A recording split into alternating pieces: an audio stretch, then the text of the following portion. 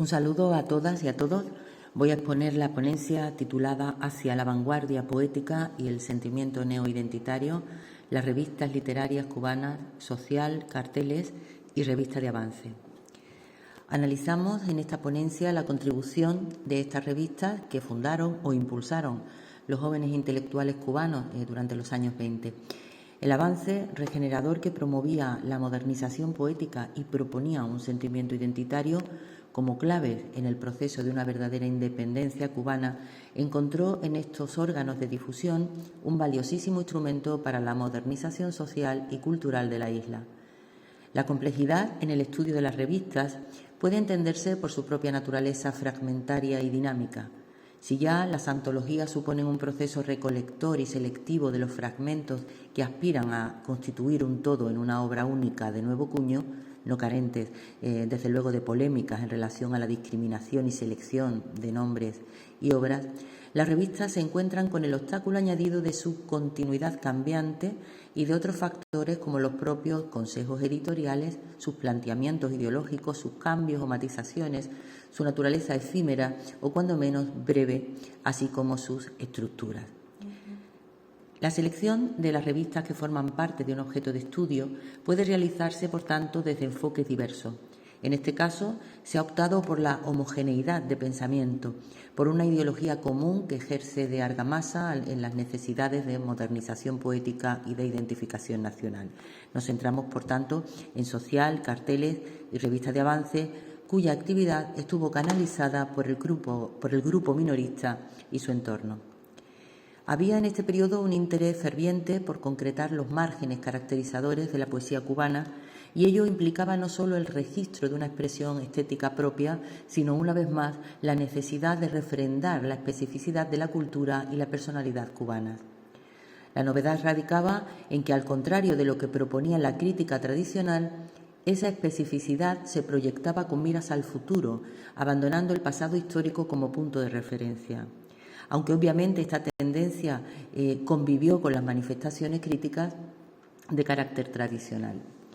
La asimilación de los avances conseguidos por los poetas de provincias, principalmente durante la segunda década del siglo, y la falta de prejuicios ante las influencias extranjeras fueron algunos de los puntos claves en la instauración de la modernidad. Sin embargo, las manifestaciones vanguardistas todavía estaban carentes de una teorización seriamente estructurada. Se comenzaba a reflexionar, pero la poesía aún sufría de cierta anarquía teórica. Junto a ello, no podemos obviar el fuerte compromiso social y político que caracterizó a la mayor parte de los intelectuales de esta época, lo que dio lugar a una actividad ensayística basada en la acción combativa, en la denuncia de la situación de la isla y en la difusión del pensamiento antiimperialista. Del mismo modo que la vanguardia poética se bifurcó en manifestaciones de la llamada poesía pura y poesía social, también la crítica renovadora inició distintos procesos de canonización. Por una parte, hallamos intentos de fijación de una tradición cubana nacida a la luz de la modernidad y de sus innovaciones estéticas, pero también encontramos manifestaciones críticas que intentan situar la verdadera poesía cubana y su ingreso en el arte moderno a través de la implicación del poeta y su entorno social y político. Las primeras de las revistas, la primera que se ha analizado es la revista Social, que se venía publicando con una periodicidad mensual desde 1916, y desde entonces, desde sus inicios, la revista estuvo concebida, tal como se indica en el título, como una publicación de entretenimiento que se hacía eco de las noticias de sociedad y modas de la época al gusto de la pequeña burguesía, que por otra parte era la que podía costearse este tipo de ejemplares. Fue a partir de 1923 cuando se convirtió en el órgano de difusión del grupo minorista y se entendió que había que dar un giro a la publicación, darle mayor relieve al aspecto literario que hasta entonces había sido secundario, así como definir ideológicamente su contenido. Para ello se nombró director literario a Emilio Roig, colaborador hasta entonces, y se le hizo responsable de la sección de material tanto poético como informativo de sus páginas. Este giro, tomado por la revista, a pesar de que seguía manteniendo en sus páginas reportajes fotográficos de la vida social, secciones de moda y entretenimiento, fue notable, como también lo fue el aumento de las ventas.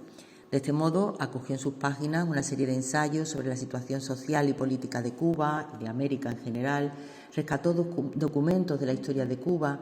difundió ensayos de intelectuales hispanoamericanos y españoles del momento y estableció intercambios con importantes publicaciones periódicas hispanoamericanas. Uno de los grandes logros de la revista fue editar gran cantidad de textos inéditos de José Martí en la recuperación de su figura que se llevó a cabo por aquellos años. Pero sin lugar a dudas,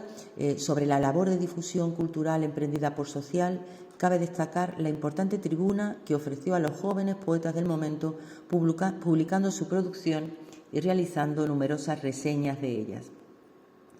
Con la caída del gobierno de Machado, Social deja de publicarse hasta julio de 1935, fecha en la que vuelve a aparecer, pero a partir de entonces, debido en parte a la pérdida del mercado interno durante la suspensión, comenzó un proceso de extinción total que culminó en diciembre de 1936.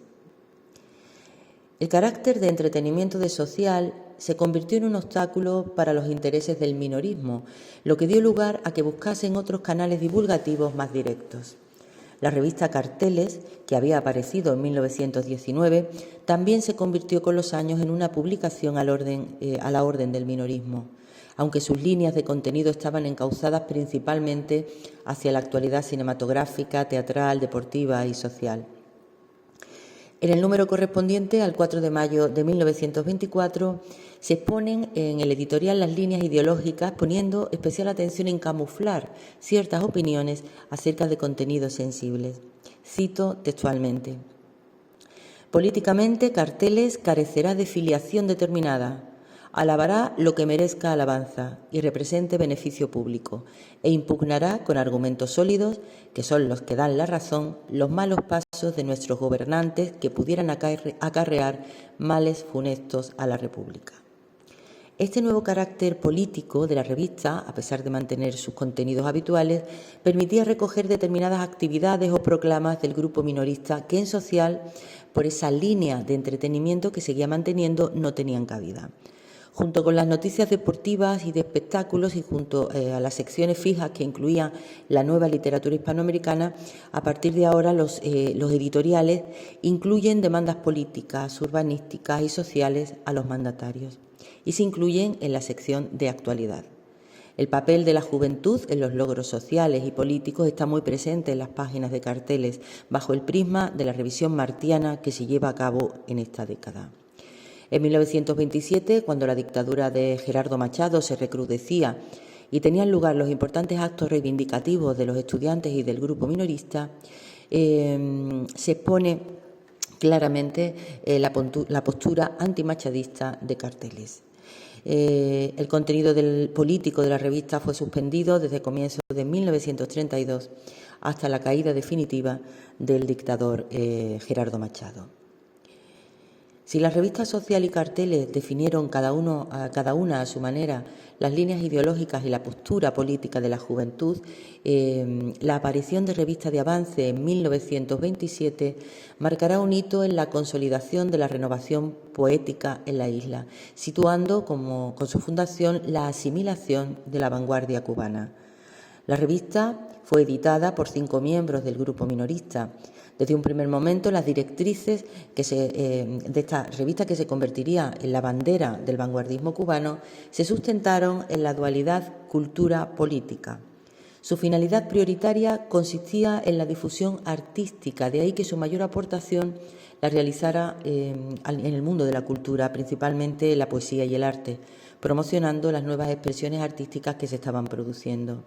La ideología política no aparecía explícitamente en sus páginas, aunque, como señalaba Juan Marinello, lo político estaba contenido en el espíritu que la animaba. Y cito textualmente: ocurre en el caso de Revista de Avance un hecho merecedor de buena meditación, un hecho que prueba cómo las profundas realidades sociales, determinadas por primordiales causas económicas, cobran su cuota, estremeciendo todas las torres de marfil. Dentro de las inquietudes de la revista se encontraba la de denunciar cualquier ataque a la esencialidad del ser cubano, de modo que en el sentimiento neoidentitario que tras las últimas generaciones decimonónicas recuperan los jóvenes republicanos, lo nuevo pasa por una cubanidad sustancial y medular que en una literatura desarraigada no puede expresarse. Si Cuba quería dejar de ser una colonia, tal como expresó Casanovas, era necesaria una postura básicamente cubana. Por otra parte, lo remarcable es que la voluntad de acceder a la universalidad no aparece como contradicción a la búsqueda de la cubanidad, que la vocación latinoamericana de Cuba está afirmada como complemento y con una nitidez que la crítica cubana no había manifestado desde Martín. En cierto sentido, la revista de Avance adoptó la intención divulgativa de Social al plantear la primacía de la cultura en el proceso de organización y modernización del país. Sin embargo, estos postulados no dejan de ser contradictorios en una publicación que por su contenido estaba dirigida a una élite cultural.